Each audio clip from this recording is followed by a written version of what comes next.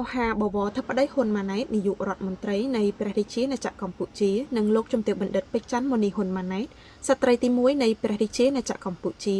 ព្រមទាំងគណៈប្រតិភូជាន់ខ្ពស់រាជរដ្ឋាភិបាលកម្ពុជាបានអញ្ជើញធ្វើដំណើរទៅដល់រដ្ឋធានីកូឡាឡាំពួរប្រទេសម៉ាឡេស៊ីប្រកបដោយសុវត្ថិភាពកាលពីវេលាម៉ោង 17:50 នាទីម៉ោងនៅប្រទេសម៉ាឡេស៊ីដើម្បីចូលរួមកិច្ចប្រជុំកំពូលអាស៊ានលើកទី47និងកិច្ចប្រជុំកំពូលពាក់ព័ន្ធនានានៅរដ្ឋធានីកូឡាឡាំពួរពីថ្ងៃទី25ដល់ថ្ងៃទី28ខែតុលាឆ្នាំ2025នៅអាកាសយានដ្ឋានអន្តរជាតិកូឡាឡាំពួរវត្តមាននៃការអញ្ជើញដល់របស់សម្ដេចធិបតីនាយករដ្ឋមន្ត្រីនិងលោកជំទាវបណ្ឌិតស្ត្រីទី1នៃព្រះរាជាណាចក្រកម្ពុជាត្រូវបានការធ្វើកិច្ចកិច្ចស្វាគមន៍យ៉ាងរាក់ទាក់ស្និទ្ធស្នាលបំផុតពីអិសរាជជនជាន់ខ្ពស់រដ្ឋាភិបាលម៉ាឡេស៊ីនិងអិសរាជជនការទូតរបស់ព្រះរាជាណាចក្រកម្ពុជាប្រចាំប្រទេសម៉ាឡេស៊ីជាច្រើនរូបក្រៅពីការអញ្ជើញចូលរួមកិច្ចប្រជុំកំពូលអាស៊ានលើកទី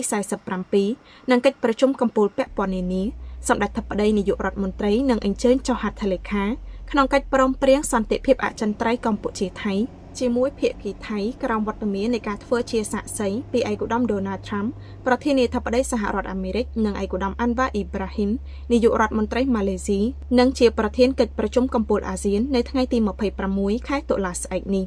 ចំពោះព័ត៌មានពិស្ដារស្ដីពីសកម្មភាពរបស់សម្ដេចធិបតីនាយករដ្ឋមន្ត្រីនិងលោកជំទាវបណ្ឌិតស្ត្រីទី1នៃព្រះរាជាណាចក្រកម្ពុជាអញ្ជើញចូលរួមកិច្ចប្រជុំកំពូលអាស៊ានលើកទី